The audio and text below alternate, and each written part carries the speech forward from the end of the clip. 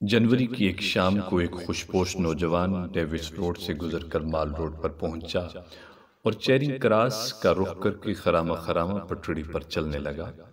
یہ نوجوان اپنی تراش خراش سے خاصا فیشنیبل معلوم ہوتا تھا۔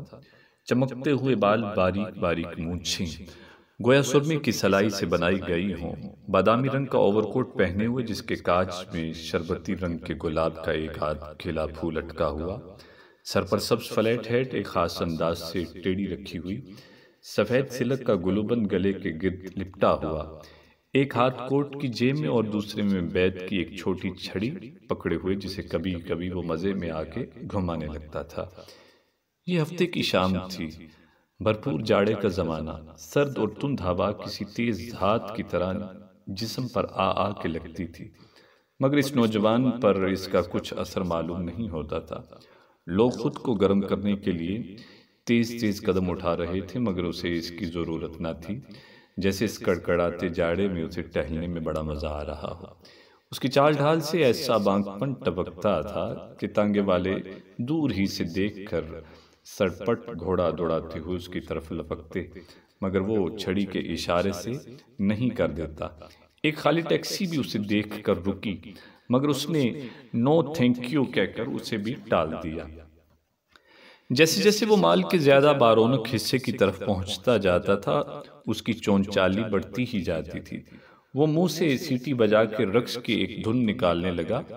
ایک دفعہ جب آس پاس کوئی نہیں تھا تو یک بارگی کچھ ایسا جوش آیا کہ اس نے دوڑ کر جھوٹ موٹ بال دینے کی کوشش کی، گویا کرکٹ کا میچ ہو رہا ہے۔ راستے میں وہ سڑک آئی جو لارس گارڈن کی طرف جاتی تھی، مگر اس وقت شام کے دھندلکے اور سخت کہرے میں اس باغ پر کچھ ایسی اداسی برس رہی تھی کہ اس نے ادھر کا رخ نہ کیا اور سیدھا چیرنگ کراس کی طرف چلتا رہا۔ اس نے اپنا رومال نکالا جسے جیب میں رکھنے کے بجائے اس نے کوٹ کی بائیں آستین میں اڑس رکھا تھا اور ہلکے ہلکے چہرے پر پھیرا تاکہ کچھ گرد جم گئی ہو تو اتر جائے۔ پاس ہی گھاس کے ایک ٹکڑے پر کچھ بچے ایک بڑی سی گیند سے کھیل رہے تھے۔ وہ بڑی دلچسپی سے ان کا کھیل دیکھنے لگا۔ بچے کچھ دیر تک اس کی پرواہ کیے بغیر کھیل میں مصروف رہے، مگر جب وہ برابر تکے ہی چلا گیا تو وہ رفتہ رفتہ شرمانے سے لگے۔ پھر اچانک گیند سنبھال کر ہنستے ہوئے اور ایک دوسرے کے پیچھے بھاگتے ہوئے گھاس کے اس ٹکڑے ہی سے چلے گئے۔ نوجوان کی نظر سیمنٹ کے ایک خالی بینچ پر پڑی اور وہ اس پر آ کر بیٹھ گیا۔ اس وقت شام کے اندھیرے کے ساتھ ساتھ سردی اور بھی بڑھتی جا رہی تھی۔ اس کی یہ شدت ناخوشگوار نہ تھی۔ مال روڈ پر موٹروں اور بائی سائیکلوں کا تانتا بندھا ہوا تو تھا ہی، پٹڑی پر چلنے والوں کی بھی کثرت تھی۔ علاوہ ازیں سڑک کی دو رویا دکانوں میں خرید و فروخت کا بازار بھی گرم تھا۔ جن کم نصیبوں کو نہ تفریح طبع کی استطاعت تھی نہ خرید و فروخت کی، وہ دور ہی سے کھڑے کھڑے ان تفریح گاہوں اور دکانوں کی رنگا رنگ روشنیوں سے جی بہلا رہے تھے۔ نوجوان سیمنٹ کی بینچ پر بیٹھا اپنے سامنے سے گزرتے ہوئے زن و مرد کو غور سے دیکھ رہا تھا۔ اس کی نظر ان کے چہروں سے کہیں زیادہ ان کے لباس پر پڑتی تھی۔ ان میں ہر وضع اور ہر کماش کے لوگ تھے، بڑے بڑے تاجر، سرکاری افسر، لیڈر، فنکار، کالجوں کے طلبہ اور طالبات، نرسیں، اخباروں کے نمائندے، دفتروں کے بابو، زیادہ تر لوگ اوور کوٹ پہنے ہوئے تھے۔ ہر قسم کے اوور کوٹ، کراکلی کے بیش قیمت اوور کوٹ سے لے کر خاکی پٹی کے پرانے فوجی اوور کوٹ تک جنہیں نیلام میں خریدا گیا تھا۔ نوجوان کا اپنا اوور کوٹ تھا تو خاصا پرانا، مگر اس کا کپڑا خوب بڑھیا تھا، پھر وہ سلا ہوا بھی کسی ماہر درزی کا تھا۔ اس کو دیکھنے سے معلوم ہوتا تھا کہ اس کی بہت دیکھ بھال کی جاتی ہے۔ کالر خوب جما ہوا تھا، باؤں کی کریزیں بڑی نمایاں، سلوٹ کہیں نام کو نہیں، بٹن سینگ کے بڑے بڑے چمکتے ہوئے، اور نوجوان اس میں بہت مگن معلوم ہوتا تھا۔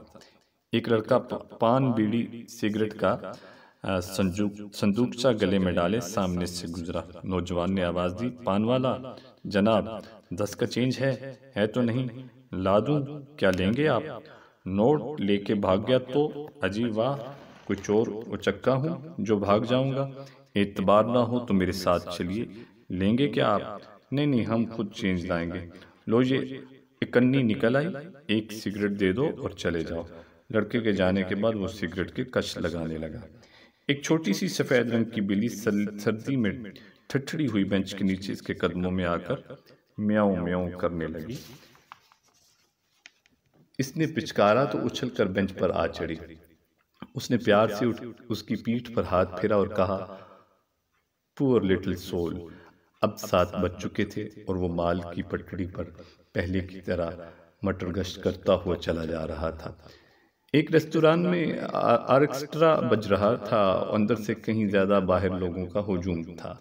ان میں زیادہ تر موٹروں کے ڈرائیور، کوچوان، پھل بیچنے والے جو اپنا مال بیچ کر خالی ٹوکری لیے کھڑے تھے، کچھ راہگیر جو چلتے چلتے ٹھہر گئے تھے، کچھ مزدوری پیشہ لوگ تھے اور کچھ گداگر۔ نوجوان پل بھل کے لیے رکا اور آگے بڑھ گیا۔ راستے میں ایک چھوٹا سا بک سٹال پڑا۔ نوجوان جہاں بھی رکا، کئی تازہ رسالوں کے ورق الٹے، رسالہ جہاں سے اٹھاتا بڑی احتیاط سے وہیں رکھ لیتا، اور آگے بڑھا تو قالینوں کی ایک دکان نے اس کی توجہ کو جذب کیا۔ مالک دکان نے، جو ایک لمبا سا چوغا پہنے اور سر پر کلاه رکھے تھا، گرم جوشی سے اس کی آؤ بھگت کی۔ ذرا یہ ایرانی قالین دیکھنا چاہتا ہوں۔ اتاریے نہیں، یہیں دیکھ لوں گا۔ کیا قیمت ہے اس کی؟ 1432 روپے۔ نوجوان نے اپنی بھووں کو سکیڑا، جس کا مطلب تھا، اوہ اتنی! دکاندار نے کہا، آپ پسند کر لیجئے، ہم جتنی بھی رعایت کر سکتے ہیں کر دیں گے۔ شکریہ، لیکن اس وقت تو میں صرف ایک نظر دیکھنے آیا ہوں۔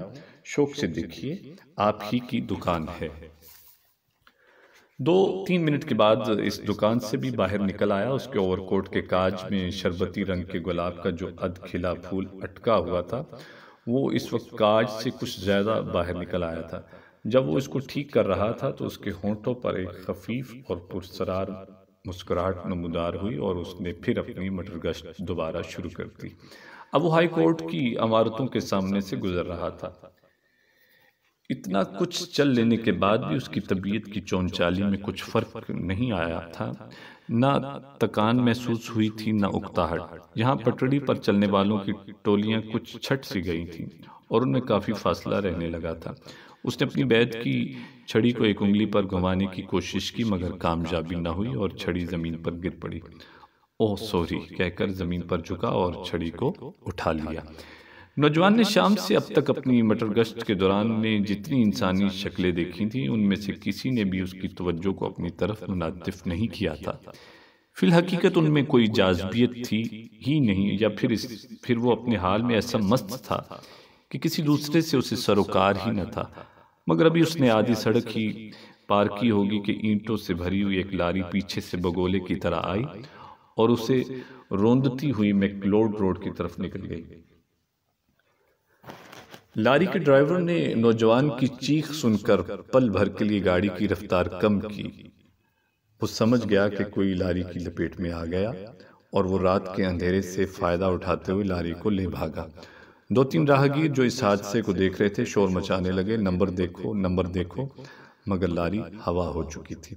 اتنے میں کئی اور لوگ جمع ہو گئے۔ ٹریفک کا ایک انسپکٹر جو موٹر سائیکل پر جا رہا تھا رک گیا۔ نوجوان کی دونوں ٹانگیں بالکل کچل گئی تھی، بہت سا خون نکل چکا تھا اور وہ سسک رہا تھا۔ فوراً ایک کار کو روکا گیا اور اسے جیسے تیسے اس میں ڈال کر ہسپتال روانہ کر دیا گیا۔ جس وقت وہ ہسپتال پہنچا تو اس میں ابھی رمق بھر جان باقی تھی۔ اس ہسپتال کے شعبہ حادثات میں اسسٹنٹ سرجن مسٹر خان اور 2 نوعمر نرسیں مس شہناز اور مس گل ڈیوٹی پر تھیں۔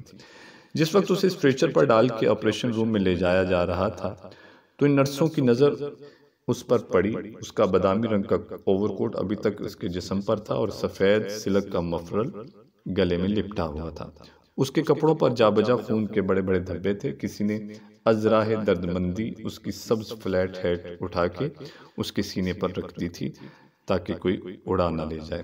شہناز نے گل سے کہا، کسی بھلے گھر کا معلوم ہوتا ہے بیچارہ۔ گل دبی آواز میں بولی، خوب بن ٹھن کے نکلا تھا بیچارہ۔ ڈرائیور پکڑا گیا یا نہیں؟ نہیں، بھاگ گیا۔ کتنے افسوس کی بات ہے۔ آپریشن روم میں اسسٹنٹ سرجن اور نرسیں چہروں پر جراحی کے نقاب چڑھائے جنہوں نے ان کی آنکھوں سے نیچے کے سارے حصے کو چھپا رکھا تھا، اس کی دیکھ بھال میں مصروف تھے۔ اسے سنگ مرمر کی میز پر لٹا دیا گیا۔ اس نے سر میں جو تیز خوشبودار تیل ڈال رکھا تھا اس کی کچھ مہک ابھی تک باقی تھی۔ پٹیاں ابھی تک جمی ہوئی تھیں۔ حادثے سے اس کی دونوں ٹانگیں تو ٹوٹ چکی تھیں مگر سر کی مانگ